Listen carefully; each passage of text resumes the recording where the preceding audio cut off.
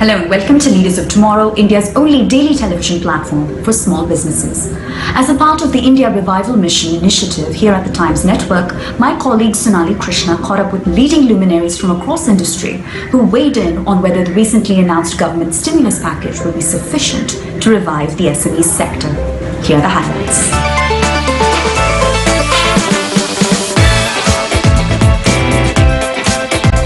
I'm joined by Kiran Majumdar-Shaw, Chairperson Biocon, Sangeeta Reddy, Joint Managing Director, Apollo Hospitals and the FICCI President, Deepali Goenka, CEO and Joint Managing Director, Wealth Fund India, Bani Kola, Founder and Managing Director at Kalari Capital. Let's start with the premise of this entire forum, and that's really the COVID-19 pandemic and the impact that it's had on all sectors, but specifically the sectors which are going to be hurting the most, which is MSMEs, SMEs, and startups.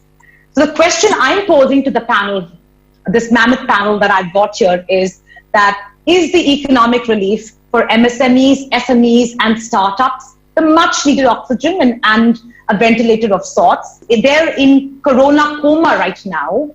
Do you think the government has done enough as life-saving measures for MSMEs to survive, let alone thrive? And I'd like to, throw open this panel with you first, Kiran, on your opening thoughts, really. Well, first and foremost, thank you for inviting me onto this very exciting platform. Let me start by saying that I think the government has certainly tried to, give a lot of focus to the MSME section. And I think they have basically given a lot of credit lines. They've tried to create liquidity, and they've tried to, defer a lot of their financial burden, etc., etc. But I think my biggest concern is that MSMEs require the larger industry to function well, and they need a demand to start producing. Now, I think the government has addressed supply very well, but they have not been able to create the demand.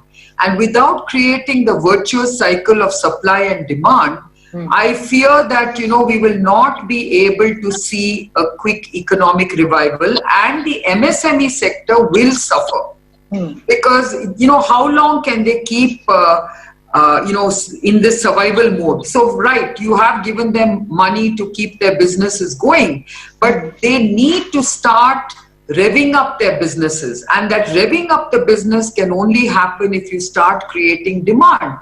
And I have been pleading to the government saying, look, this is a time to look at some low-hanging fruits for creating that demand. And one of them, of course, is GST. As you know, GST collections have been going down even before COVID. Sure. And it was very clear that GST rates have to be revised and brought down. And I feel this is the time to really address GST in a very pragmatic way. Why can't we slash GST? Why can't we maybe even remove GST in some of the challenge segments? Absolutely. And get the demand going? Because once you get demand going, then I think there will be a far greater confidence in India Inc. and in the small businesses to get going. So that to me are my opening comments. And as far as, our sector is concerned, I think we are very, very keen on seeing, venture capital going into some of the innovative technologies that have come about because of COVID. You can see that there's a huge need for India to be self-reliant in coming out with various kinds of testing and diagnostic capabilities, and in terms of basically developing its own vaccines, developing new therapies. A lot of businesses are being repurposed. A lot of small biotech companies are actually developing diagnostic. And so that's, I think the government is playing a big role, chairing the National Biological Resource Indigenization Consortium, where, the Department of Biotechnology and its funding of BIRAC is actually providing us with a lot of seed capital to get this going. But I think we must see venture capital also flowing into this area. Taking a cue from what you said, Kiran, of course, you've talked about, a reduction in GST, and you've also talked about the fact that One has looked at the supply side, but not really the demand side. I want to talk about, the centerpiece of the government's revival plan for MSMEs, and that's really the 300,000 crore lending facility. Would you say that, this is actually adequate? Because the actual challenge on ground seems to be mammoth. The government has said it will provide such businesses an additional and full guarantee of 300,000 crore rupees in the next 5 months, which I would say is about 10 times what it has given in 2018, 2019, which is very heartening. But having said that, don't you think the first challenge is really eligibility of working capital facility? Because that will be given only to those who have existing loans, and they can borrow up to 20% more of their loan outstanding on Feb 29, 2020. Given the math and given what we have gathered from the finance minister's pressers, that would mean about 45 lakh units can resume business, and safeguard jobs. Now, that's about 4.5 million as opposed to the government estimates of MSMEs in India, which is about 63.4 million MSMEs. Really, Sangeeta, your viewpoints on this. So clearly, Sonali, this is a complex and multidimensional subject. But I do want to state up front that I believe that of all the sectors who have been supported and focused on, a maximum and a very appropriate focus has gone on MSME. They are over 6 crore of companies in this category. And they form a bulk of the business engine. They also employ over 100 million people, and it was very critical to ensure that they are saved. So this, actually FICCI had asked for interest-free, collateral-free loan, but at least you got a collateral-free loan. I think in addition to that, there are 4 other levers which were given. One is the subordinate debt, up to this 20% guarantee, which was another 20,000 crores. There's a fund of funds equity infusion, which is another 50,000 crores, which may take time, but it's a step in the right direction in terms of signaling, saying there's also an equity participation. There's a separate special liquidity scheme, which went into the NBFCs. This is another 30,000 crores. And then there's a partial credit scheme, another 45,000 crores. So all these actually add up to a significant portion. So there are 2 things. One is, like was said earlier, that there's an important aspect of stimulating demand. The second is an appreciation of the fact that more than 50% of what MSMEs produce are given to large companies. So unless you also ensure that the large companies have a business continuity, you are going to significantly wipe out or curtail the maximum buyer of the MSMEs produce. So, the engine of economy cannot really be dissected into small parts. We can't solve it small part at a time. We also have to look at systemic revival. So I think the combination of demand, MSME, and in demand, we genuinely mean money in the hands of the most vulnerable, as well as a GST reduction. And here I think we are submitting another proposal to the government in terms of GST reduction. The essential goods sector is actually looking quite healthy. They're just managing to meet demand. That is not an area where a tweaking of GST will make a difference, and current GST is only 5%. Because right now, what we need to do is for people to start purchasing again. So whether it's an air conditioner or a two-wheeler, whether it's, some household good, they've been using their fridges and their mixies, things like that, if they start moving, this will begin to put oxygen into the manufacturing engine and will also begin to start spurring this confidence. And everything about the economy actually boils down to what's happening to a family budget. So the reality is, I was speaking to a lady the other day, and she said there are 15 people in our family, and 2 of them have lost jobs. So mentally I was thinking to her, but she said 5 of them are working members and 2 of them have lost jobs. So the constraint on the family budget is what we really have to start factoring into all projections of growth, of tax, and therefore of GST. And so if a reduction in GST can create a stimulus in demand, it may actually end up like the same figure or a very smaller amount for the government payout or loss of income. And this math has to be done and factored in at a very practical level into the government budgets and into the next steps that the government is going to take.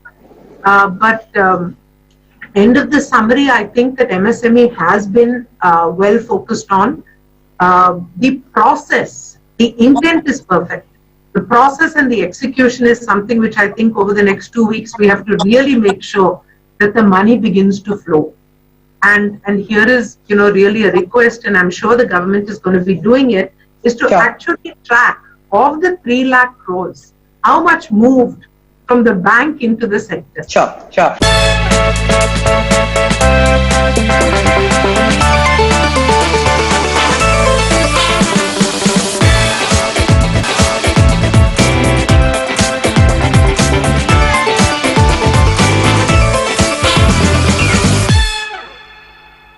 Bani, I want you to tell me if you're in agreement with the 2 panelists who've spoken before you in terms of their headline thoughts.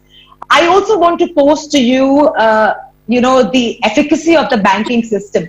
Most of the burden has now been transferred to the banking system itself, as we know, has gone through horrible twists and turns. Do you feel there will be enough confidence within banks to roll out loans? There is an interesting question that has been posed by GB Modi. He says, don't you think the new definition of MSMEs will create a problem? Now, this was also something that I had in mind, which I wanted to ask the panel, which is that because the new definition has come out, the coverage of MSMEs in terms of what is a medium, what is a micro has also expanded. Don't you think the exposure of money there to give out will hence go to the larger organizations and not so much to the smaller, because the resource is only so much? I want to take your question slightly differently. Sure. Let me bring the lens of startup. If we take the startup community, India has about 5,000 startups in the consumer tech space, and about similar number, a little lesser, in the enterprise tech space. And then, of course, there are other sectors, biotech and others. But let me just focus on these 2 because they are sort of large catchments. Okay.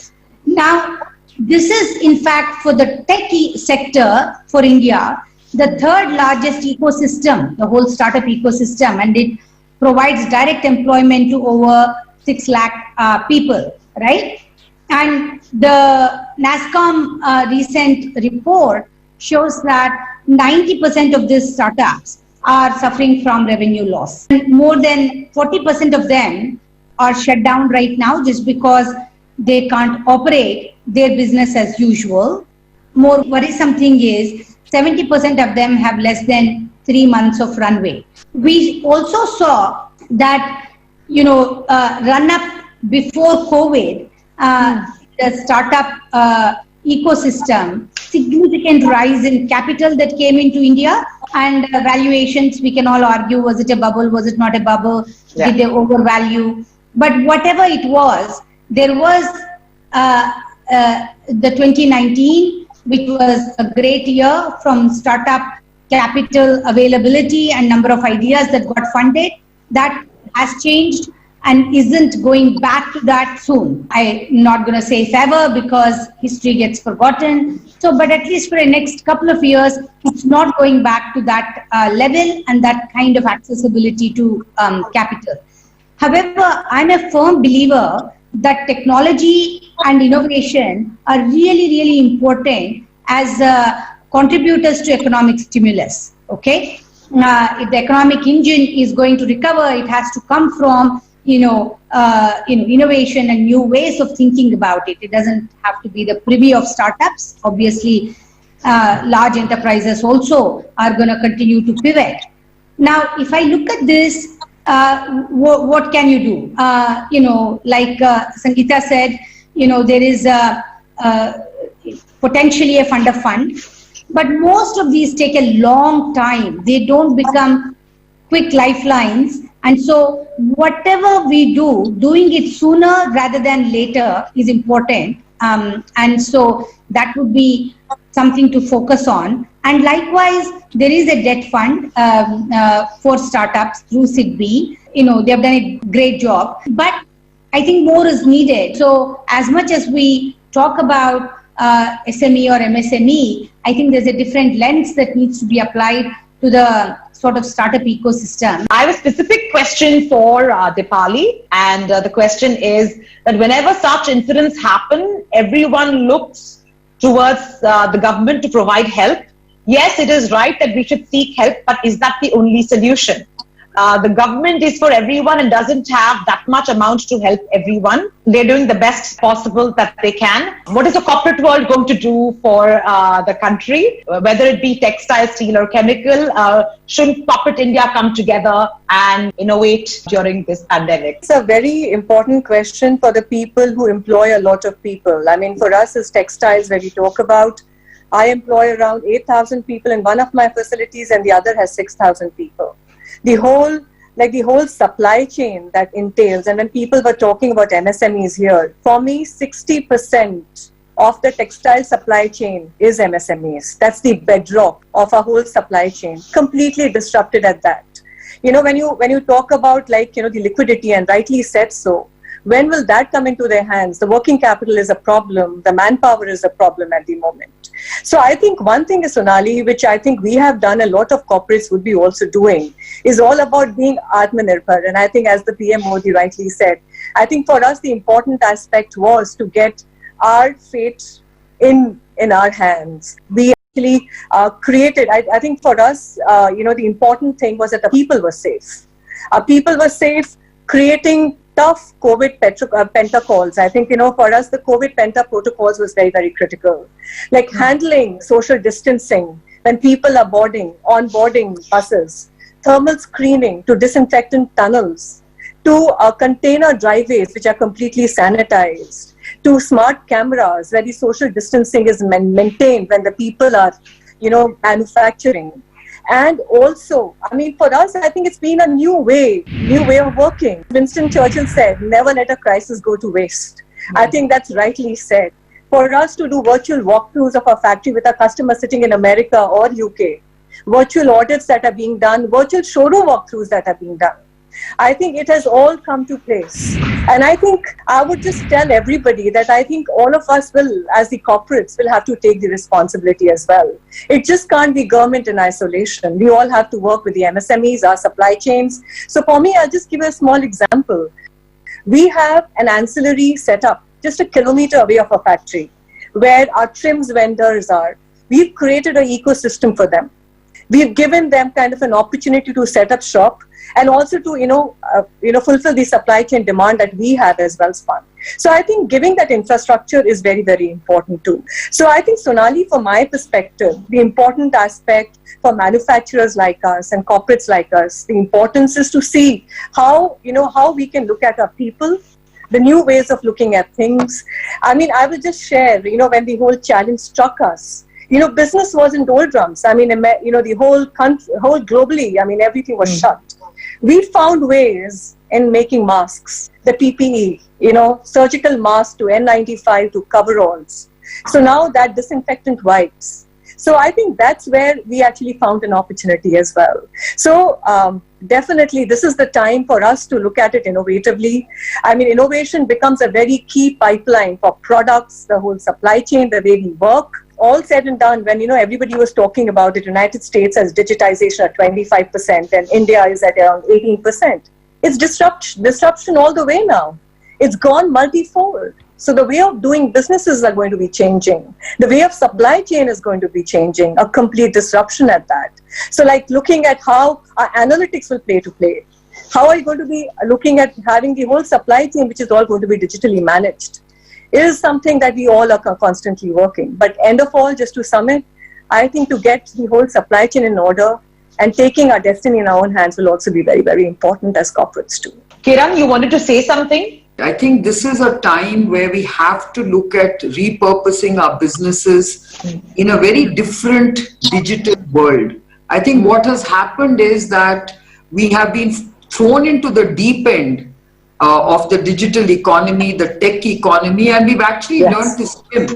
And I think that is an extremely important opportunity. So when Vani also talks about startups and their challenges, I think this is a time for a lot of innovation.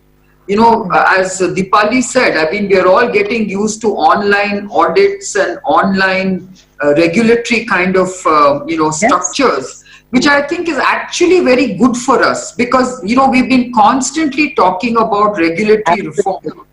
And this is an opportunity for us actually to bring a lot of that to fruition because, you know, if you can start having a lot of online digital regulatory reforms, I think it brings in a lot of transparency, accountability, and absolutely. I just wanted to say that this is actually an opportunity for us. You know, Sangeeta mentioned telehealth.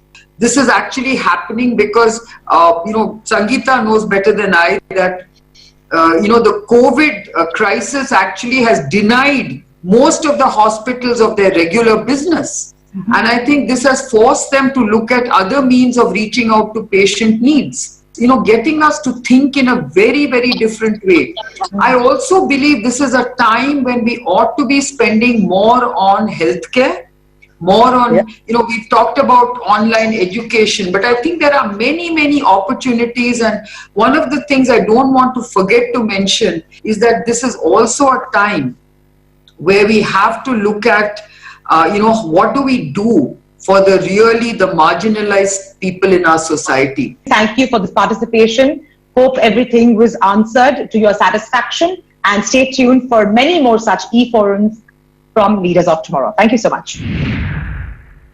Well, that's a wrap on this episode of Leaders of Tomorrow, India's only daily television platform for small businesses. But stay tuned later this week as we bring you more highlights from the first in a series of e-forums. India Revival Mission, Will Stimulus Work? Thanks for watching.